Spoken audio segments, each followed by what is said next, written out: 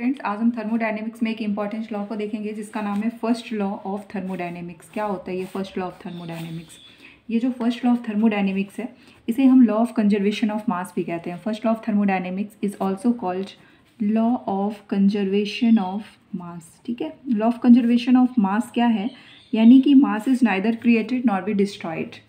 ठीक है,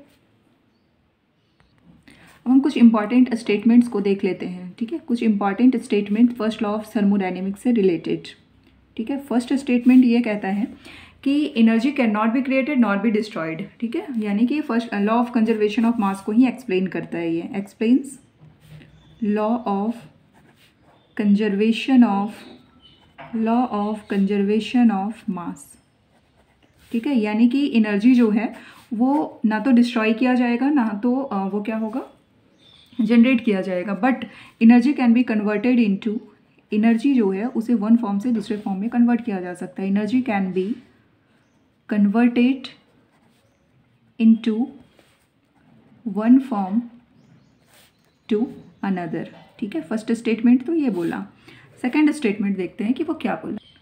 वही, यानी कि जो फर्स्ट लॉ बोला कि जो एनर्जी है हमारा ना तो क्रिएट होगा ना डिस्ट्रॉय होगा, यानी कि जो टोटल एनर्जी होगा, सम टोटल एनर्जी होगा किसी भी यूनिवर्स का, कह सकते हैं total energy of the universe, total energy of the universe is constant. ठीक है, अगर आप लोगों को देखने में प्रॉब्लम हो तो कोई दिक्कत नहीं, आप बस ये कॉन्सेप्ट समझो कि क्या है। ठीक है, मैं नेक्स्ट वीडियो में जब भी बताऊंगी तो नोट्स के साथ अच्छे से बताऊंगी। ठीक है, टोटल एनर्जी जो होगा यूनिवर्स का वो कांस्टेंट होगा। ठीक है, थर्ड स्टेटमेंट क्या बोला, यानी उसी को घुमा फिरा के बात कर रहे हैं कि यानी कि जो टोटल एनर्जी है हमारा वो कांस्टेंट होगा। थर्ड स्टेटमेंट ये कहा कि it is not possible to construct a machine, it is not possible to construct a machine. हम लोग कोई ऐसा मशीन नहीं बना सकते जो क्या करे, ठीक है, हम लोग कोई ऐसा मशीन नहीं बना सकते जो परफॉर्म करे, लगातार वर्क करे बिना एनर्जी को कंज्यूम किए। ठीक है, यानी कि it is not possible to construct a machine which could perform work without, which could perform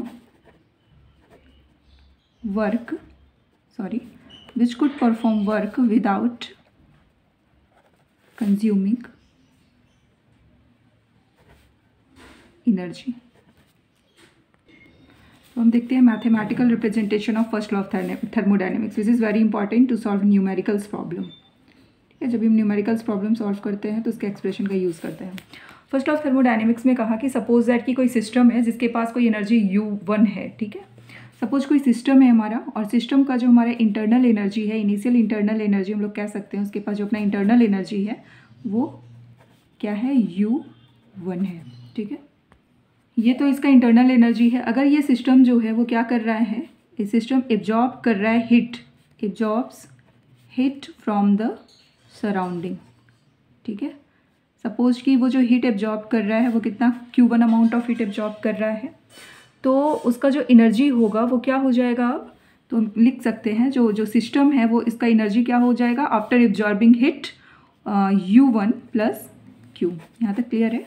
अब एक और पॉइंट याद रखो, सपोज कि ये जो हमारा सिस्टम है वो, ठीक है, यहाँ तक क्लियर है, ये जो सिस्टम है वो कुछ वर्क कर रहा है, यानी if work is done on the system. ठीक है, इफ़ वर्क इज, नहीं दिख रहा sorry, if work is done on the system तो क्या हो जाएगा हमारा internal energy, final internal energy U1 plus Q plus W। यहाँ तक क्लियर है? क्या बोले हम मैथमेटिकल रिप्रेजेंटेशन में, सबसे पहले सपोज कोई सिस्टम है जिसका इंटरनल एनर्जी U1 है, वो कुछ अमाउंट ऑफ हीट को एब्जॉर्ब कर रहा है सराउंडिंग से, तो उसका इंटरनल एनर्जी हो जा रहा है U1 plus Q। If work is done on the system, अगर वर्क ऑन द सिस्टम हो रहा है तो हमारा क्या हो जाएगा, U2 final internal energy U1 plus Q plus W। इसको थोड़ा रीअरेंज करके लिखें तो ये हो जाएगा U2 minus U1 equal to Q plus W, या इसको हम लोग ऐसे लिख सकते हैं delta U equal to Q1 plus W। This is the expression of first law of thermodynamics when work is done on the system. ये कब होगा, when work is done on the system. अगर ऐसा लिखा हो क्वेश्चन में कि if work is done by the system, if work is done by the system, तो क्या हो जाएगा, तो ये हमारा क्या हो जाएगा, W यहाँ पे निगेटिव फॉर्म में आ जाएगा। देखो साइन कन्वेंशन याद रखना, वर्क का साइन कन्वेंशन, वर्क का साइन कन्वेंशन ये कहता है, देखो यहाँ पे कि W का जो साइन है वो निगेटिव होगा कब, work is done by the system, और W इक्वल टू पॉजिटिव होगा if work is done on the system. ठीक है, तो W इक्वल टू निगेटिव हो जाएगा, तो ये डेल्टा U हो जाएगा Q माइनस W। ठीक है, इसको थोड़ा रीअरेंज करके लिखें तो ये हमारा हो जाएगा Q equal to delta U plus W। This is the mathematical expression of, ये हमारा क्या हो गया, ये देखो दिख रहा है यहाँ पे, Q equal to delta U plus W, ये हमारा हो गया mathematical expression of first law of thermodynamics. ठीक है, तो ये एक्सप्रेशन काफ़ी यूज़फुल होगा जब हम लोग न्यूमेरिकल प्रॉब्लम सॉल्व करेंगे। हम एक दो न्यूमेरिकल प्रॉब्लम देख लेते हैं। देखो एक क्वेश्चन है, उसमें कह रहा है system absorbs 500 joule of heat. ठीक है, कोई सिस्टम है जो कितना अमाउंट ऑफ हीट को एब्जॉर्ब कर रहा है, तो heat absorbed bye the system दिया है हमारा, heat absorbed bye the system कितना है, 500 जूल है। अब देखो बाय द सिस्टम हो रहा है, ऑन द, ये भी याद रखना है, साइन कन्वेंशन ऑफ Q। ठीक है, यहाँ देखो साइन कन्वेंशन ऑफ Q, ये याद रखना, न्यूमेरिकल प्रॉब्लम सॉल्व करने में ये साइन कन्वेंशन बहुत यूज़फुल होगा। देखो Q का साइन जो है वो पॉजिटिव होगा, Q जो है वो पॉजिटिव कब होगा, जब देखो Q हमारा पॉजिटिव कब होगा, if system absorbs energy from the surrounding. ठीक है, if system absorbs energy from the surrounding means energy is absorbed. Q negative होगा जब एनर्जी रिलीज्ड होगा।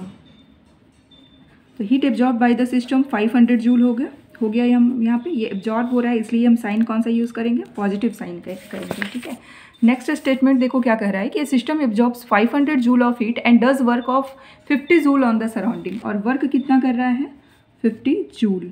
देखो यहाँ पे समझो स्टेटमेंट को, वर्क डन क्या है, 50 जूल है ऑन इट्स सराउंडिंग, सराउंडिंग पे किया जा रहा है। ठीक है, यानी कि सिस्टम के द्वारा किया जा रहा है, बाय द सिस्टम, तो निगेटिव साइन। अब हम लोग को क्या बताना है, calculate the change in internal energy. हमसे पूछा जा रहा है कि डेल्टा E क्या होगा। अब मैथमेटिकल फॉर्म यूज़ करो, डेल्टा E लिखो या डेल्टा U एक ही है। ठीक है, तो डेल्टा U हमारा क्या हो जाएगा, Q प्लस W। अभी हम पढ़े ना, delta U equal to Q plus W। ठीक है, तो ये हमारा क्या हो जाएगा, Q किस फॉर्म में है, तो 500 जूल। ठीक है, ये निगेटिव साइन आ जाएगा यहाँ पे, तो 50 इक्वल टू 450 जूल। ठीक है, तो इस तरह से ये स्टेटमेंट, ये एक्सप्रेशन लिख लेना। Q किस फॉर्म में रहेगा, निगेटिव फॉर्म या पॉजिटिव फॉर्म, वो ध्यान देना, और W का क्या कन्वेंशन यूज़ करेंगे, साइन कन्वेंशन, वो ध्यान देना। तो इस तरह से हम लोग फर्स्ट लॉ ऑफ थर्मोडायनेमिक का मैथमेटिकल एक्सप्रेशन यूज़ करके बहुत सारी न्यूमेरिकल प्रॉब्लम को सॉल्व कर सकते हैं। ठीक है फ्रेंड्स, तो आप लोग प्रैक्टिस करते रहिए। नेक्स्ट वीडियो में हम और कुछ लॉ लेकर आएंगे, जैसे कि जीरोथ लॉ हो गया, सेकेंड लॉ हो गया, और कुछ इंपॉर्टेंट टर्म्स जैसे कि entropy, enthalpy, this is very important in thermodynamics. ठीक है, थैंक यू, पढ़ते रहिए, बाय।